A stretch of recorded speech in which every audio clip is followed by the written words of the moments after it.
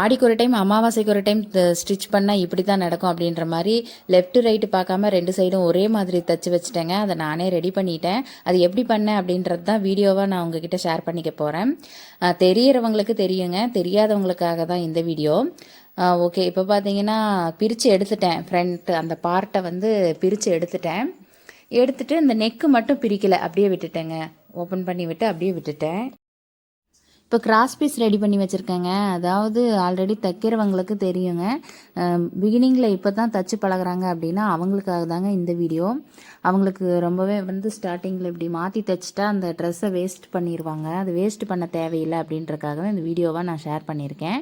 Cross piece வந்து வழக்கம் போல் join பண்ணி எடுத்துக்கலாங்க. நெக்குக்கு வந்து கிராஸ் பீஸ் வச்சு அடிக்க போகிறேன், அவ்வளோதான். ஏன்னா அது வந்து திரும்ப பிரித்தோம்னா அந்த நாச்செல்லாம் போட்டிருக்கிறதுனால பிரித்தோம்னா ரொம்ப கசகசன்னு ஆயிரும் இல்லைங்களா. அதனால் பிரிக்காமல் கிராஸ் பீஸ் கொடுத்து அடிக்க போகிறேன். அது எப்படி அப்படின்றது பிகினிங்கில் இருக்கிறவங்களுக்கு இந்த வீடியோ ரொம்ப யூஸ்ஃபுல்லாக இருக்கும், அதனால தான். ஓகே, இப்போ பார்த்திங்கன்னா அந்த லைனிங் வந்து அட்டாச் பண்ணிக்கலாம். அதாவது நெக்கு பிரித்து எடுத்துகிட்டு திருப்பி விட்டுருக்கேன் இல்லைங்களா, இந்த பொசிஷனில், அதாவது லெஃப்ட் சைடு ஒரே மாதிரி தைச்ச பொசிஷன் மாற்றி விட்டு பிரித்து எடுத்திருக்கேன். அந்த லைனிங் அட்டாச் பண்ணிவிட்டு அந்த டாட்டெல்லாம் பிடிச்சிக்கலாம். ஃபஸ்ட்டு 3 டாட்டுமே அதுலேயே மார்க்கெல்லாம் இருந்துச்சு எனக்கு. அதாவது பிரித்து ஓப்பன் பண்ண சைடு பார்த்திங்கன்னா ஆப்போசிட் சைடில் மார்க்கெல்லாம் இருந்துச்சு. அதுலேயே வந்து அடிச்சிட்டேன். எப்படி ஃப்ரண்ட் பார்ட் தைக்கணும் அப்படின்றத ஆல்ரெடி வீடியோ கொடுத்துருக்கேன், கண்டிப்பாக போய் பாருங்கள். அதுவும் உங்களுக்கு யூஸ்ஃபுல்லாக இருக்கும். இப்போ வழக்கம் போல் இது டாட்டெல்லாம் பிடிச்சிட்டு அதுக்கப்புறமா தான் நெக் பீஸ் வந்து ஜாயின் பண்ண போகிறோம்.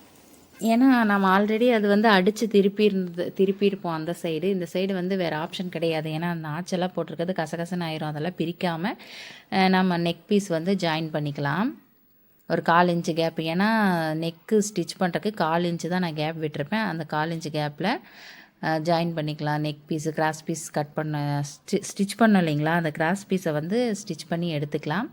அப்புறம் ஓப்பன் பண்ணி விட்டு அந்த லைனிங் அந்த கிளாத்து மேலேயே அந்த கிராஸ் பீஸ் மேலேயே ஒரு ஸ்டிச் போட்டு எடுத்துகிட்டு அதுக்கும் நாச் போட்டுக்கலாங்க ஃபுல்லாகவே எல்லாத்துக்குமே. அப்போ தான் வந்து ரவுண்ட் கழுத்து திருப்பும் போது கரெக்டாக இருக்கும்.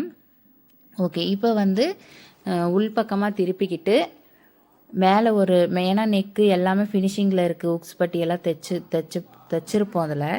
அதனால் உள்ளே வந்து மடித்து ஒரு தையல் போட்டுக்கலாம். அதாவது தவறு வராதவங்க யாருமே தப்பு இல்லாமல் தைக்கவே முடியாதுங்க. இது மாதிரி மிஸ்டேக் வந்தாலும் அதை சரி பண்ணறதுக்கு நம்ம தெரிஞ்சு வச்சுருக்கணுங்க. அதுதான் மெயினான விஷயம். அந்த கிளாத்தை வேஸ்ட் பண்ணாமல் அதை சரி பண்ண நம்ம தெரிஞ்சு வச்சுருக்கணும். ஓகே, இந்த மெத்தட் யூஸ் பண்ணி பாருங்கள். பிகினிங்கில் இருக்கிறவங்களுக்கு ரொம்பவே யூஸ்ஃபுல்லாக இருக்கும். நீங்களே மிஸ்டேக் பண்ணியிருக்கீங்க அப்படின்னு கேட்டிங்கன்னா, ஆமாங்க, நான் வந்து எனக்காக மட்டும்தான் ஸ்டிச் பண்ணிகிட்ருக்கேன். அதனால் ரொம்ப நாள் ஆச்சு. ஆடிக்கு ஒரு டைம் அமாவாசைக்கு ஒரு டைம் தைச்சா இப்படி தானே இருக்கும். இப்போ சரி பண்ணிட்டேன். இருந்தாலும் அந்த ப்ளவுஸு சூப்பராக வந்துச்சுங்க. வியர் பண்ணியும் காமிச்சிருக்கேன், பாருங்கள். ஓகே, இந்த வீடியோ பிடிச்சிருந்தா ஒரு லைக் போட்டுருங்க. தேங்க்ஸ் ஃபார் வாட்சிங் ஃப்ரெண்ட்ஸ்.